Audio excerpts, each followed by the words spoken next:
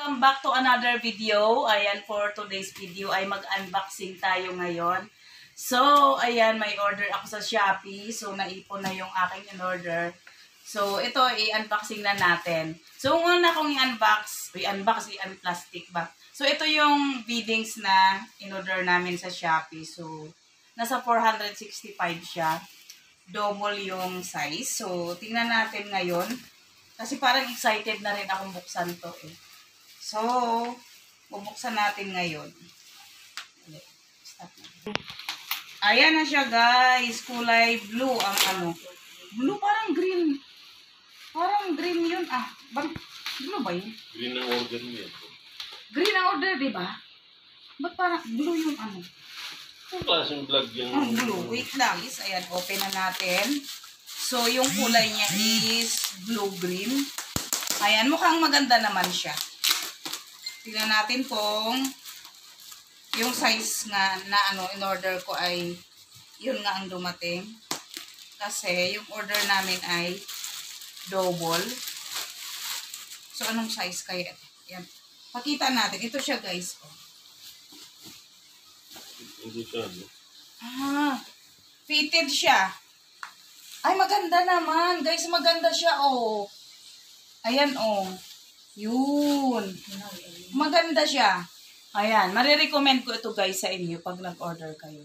Makapal yung top, tapos sa gilid. Ayan, maganda yung tela. Yung ano niya, yung style niya is fitted. Hindi siya flat. So, pwede na. Ayan. Okay na siya. Good na siya. Isa pa, waterproof siya, guys. So, mas maganda ito sa ano, pag may mga baby dyan, pwede ito, if ever na mabasa ng anak. So, hindi siya tatago sa ating mga bed. Kasi nga, waterproof siya. Maganda yung tela. Malambot. Ayan. Good. Very good. Next. Gusto mong sabi para ano? Guys, tinatry ko ng ipit.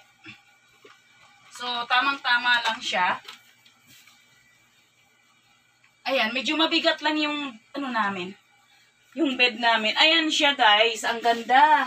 Ang ganda ng fitting niya.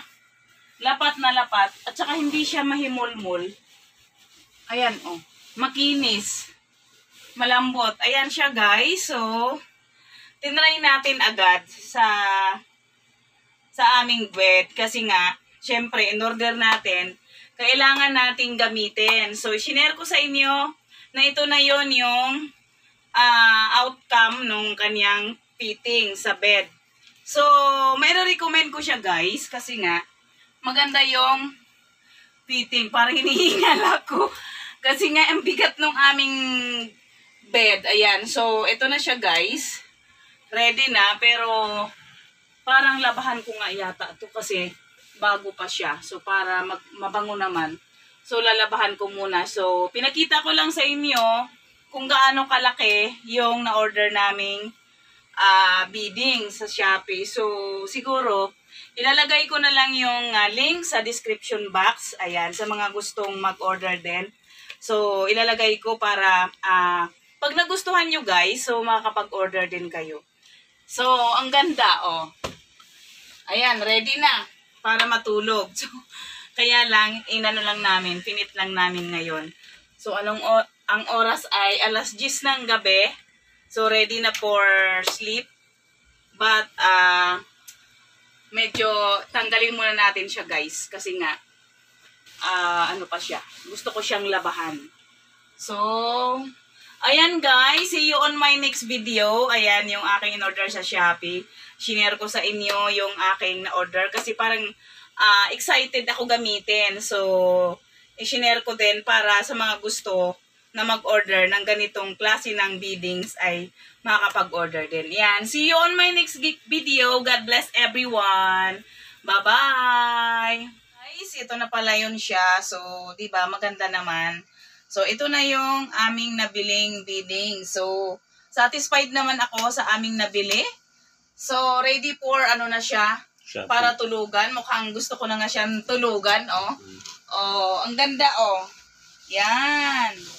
So, ang ganda niya guys. Eto na yun siya. So, sa mga gustong mag-order, ayan. So, ilalagay ko sa description box yung link.